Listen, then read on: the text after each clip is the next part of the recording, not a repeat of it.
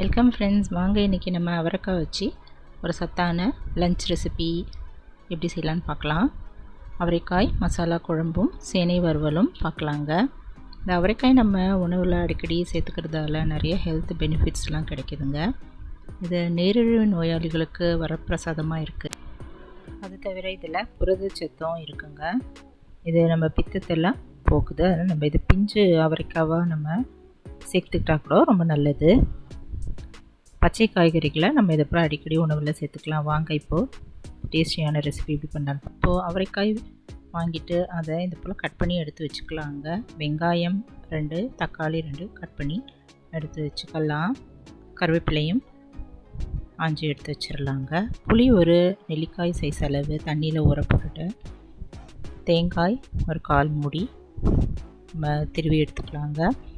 கொஞ்சமாக பூண்டு 1/4 டீஸ்பூன், சோம்பு, கசகசா ஒரு 1/4 டீஸ்பூன், இதெல்லாம் நம்ம எடுத்து வச்சுக்கலாம். இப்போ அடுப்பில் ஒரு கடாய் வச்சுட்டு அதில் கொஞ்சமாக எண்ணெய் ஊற்றிட்டு பெருங்காயம் கடுகு போட்டு தாளிச்சிடலாம்.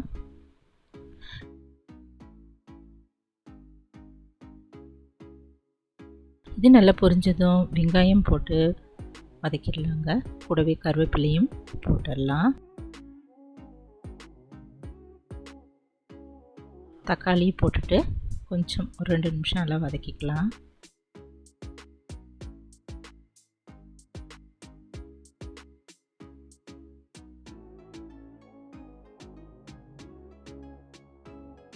இப்போ நம்ம கட் பண்ணி எடுத்து வச்சுருக்கிற அவரைக்காய் போட்டு நல்லா இப்படி கரண்டியில் கலந்துடலாங்க. 1/4 டீஸ்பூன் மஞ்சத்தூள், உங்களுக்கு எவ்வளோ காரம் தேவைப்படுதோ அதுக்கு தகுந்தபடி நம்ம இதில் மிளகாய்த்தூள் ஆட் பண்ணிக்கலாம். நான் சாம்பார் பொடி இதில் ஆட் பண்ணியிருந்தேன். உப்பு ஒரு 1/2 டீஸ்பூன் சேர்த்துடலாங்க. நல்லா கலந்துடலாம். மிளகாய்த்தூள் சாம்பார் பொடி இல்லைன்னா நம்ம 2 ஸ்பூன் தனியாத்தூள் 1 டீஸ்பூன் மிளகாய்த்தூள் ஆட் பண்ணிக்கலாம். இப்போ புளியும் நல்லா கரைச்சி இதில் ஊற்றியாச்சுங்க. எக்ஸ்ட்ரா தண்ணி இதில் ஆட் பண்ணிக்கலாம். வேகிற அளவுக்கு நம்ம தண்ணி ஊற்றிட்டு கலந்துட்டு மூடி வச்சிடலாங்க. இதுக்கு இடையில் நம்ம தேங்காய், பூண்டு, கசகசா, சோம்பு இதெல்லாம் மிக்ஸி ஜாரில் போட்டு கொஞ்சமாக தண்ணி ஊற்றி பேஸ்ட் மாதிரி அரைச்சிக்கலாம். இந்த பதத்துக்கு அரைச்சிக்கலாங்க. இப்போது நம்ம சேனைக்கிழங்கு வறுவலுக்கு அந்த தோல்லாம் சீவிட்டு இது போல் கட் பண்ணிவிட்டு நல்லா மெலிசாக கட் பண்ணிக்கலாம். இப்போ இந்த குழம்பு நல்லா கொதிக்க ஆரம்பிச்சிருச்சுங்க. அவரைக்காயும் நல்லா வெந்துருச்சு.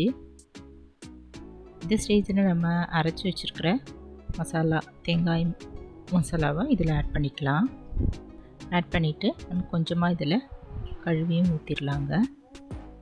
இப்போ இதுவும் நல்லா ஒரு கொதி வரட்டும். 5 நிமிஷம் போல் நல்லா கொதிக்கிட்டு மூடி வச்சிடலாம்.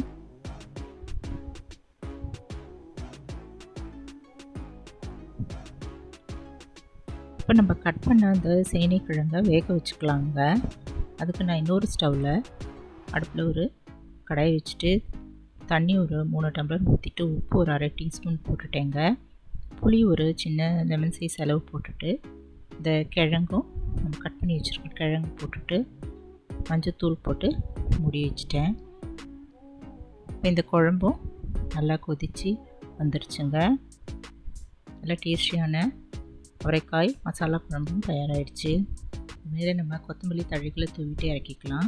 இதெல்லாம் சாதத்தில் போட்டு சாப்பிட்டா ரொம்ப அருமையாக இருக்கும், ரொம்ப நல்லாயிருக்குங்க. அவரைக்காயும் நம்ம இப்படியும் பண்ணி சாப்பிட்லாம். இப்போ இந்த கிழங்கு நல்லா வெந்துருச்சு. நம்ம இந்த புளி போட்டிருக்கிறதால காரம் இல்லாமல் நல்லா இருந்ததுங்க. எல்லாம் தொண்டை கொஞ்சம் காரெல்லாம் இருக்கும் இந்த கிழங்கு, அதனால் இந்த புளியை ஆட் பண்ணியிருந்தேன். இப்போ இதை நல்லா வடிகட்டிட்டு 1 ஸ்பூன் கடலை மாவு, 1 ஸ்பூன் அரிசி மாவு போட்டுக்கலாம்.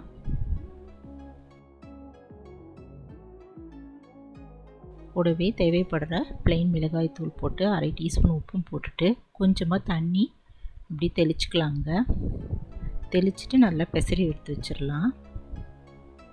ரொம்ப தண்ணி ஊற்ற வேண்டாம், லைட்டாக இப்படி தெளிச்சுட்டு பெசரிக்கலாம். அடுப்பில் ஒரு கடாய் வச்சுட்டு எண்ணெய் கொஞ்சமாக ஊற்றி நல்லா கொதிக்க வச்சுக்கலாம். எண்ணெய் நல்லா காஞ்சதும்